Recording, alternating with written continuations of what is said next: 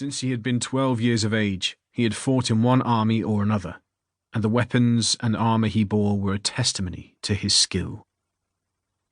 A mercenary had to be good, for men who hired them were careless with their lives.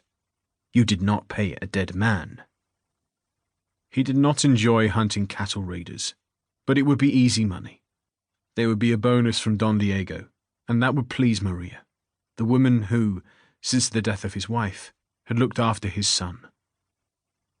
He glanced at Don Diego, who he knew was not a good warrior. Charles knew that if it was not for Don Diego's father, he would never ride to war, for he was afraid of dying in battle. The Norman blood in Charles's veins told him that fearing death was a bad trait in any warrior. You rode to war knowing that you could die. If you were afraid, then it was simple. You did not ride to war.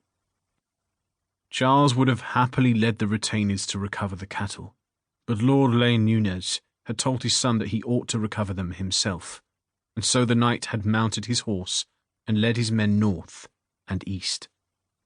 It was a mistake, and it would cost lives. Charles knew how to scout. He had asked if he could lead, but Don Diego wanted to be at the fore, so that his enemies would know who led the retribution.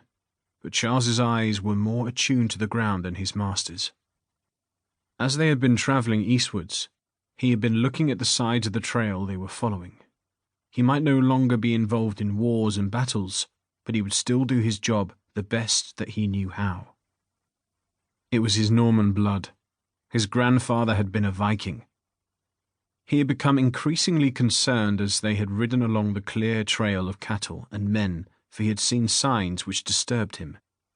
Finally, he could remain silent no longer. "My lord, we need to stop." "Why? We are almost there. I can see the houses of his retainers. This interminable chase is almost over." "Yes, my lord, and that is why I ask you to stop. See here, on the ground. There are hoof prints, and they head up the slope to our left." "And?" "Why do horses ride away from the main trail? The cattle's hoof prints still head due east to the hall, but 10 horsemen went this way, and there are men on foot with them too." Charles had his attention.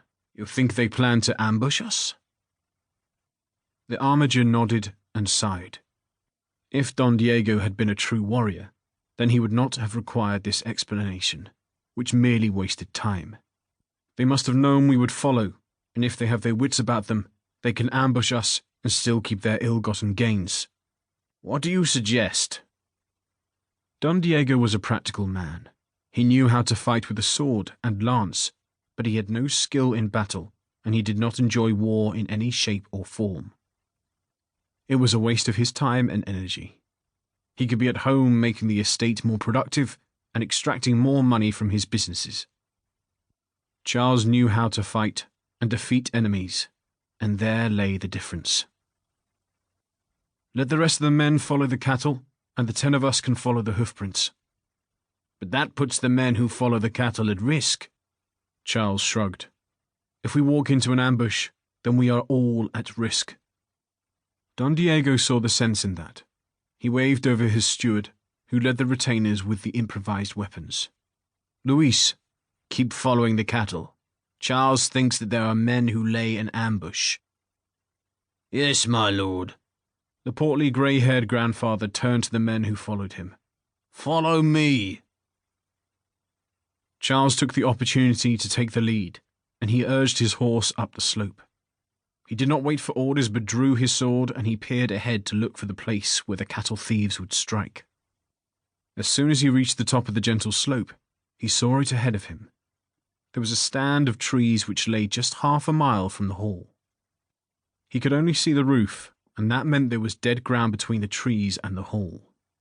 It would be a killing ground. The cattle would be led along it, and when those following entered the dead ground, then the ambush could be sprung. He hoped that Don Diego would not seek an explanation for his reasoning. Time was crucial. "My lord, they will be waiting in those trees." "You are sure?" Charles sighed, for time was being wasted while he explained. "There is dead ground beyond the woods.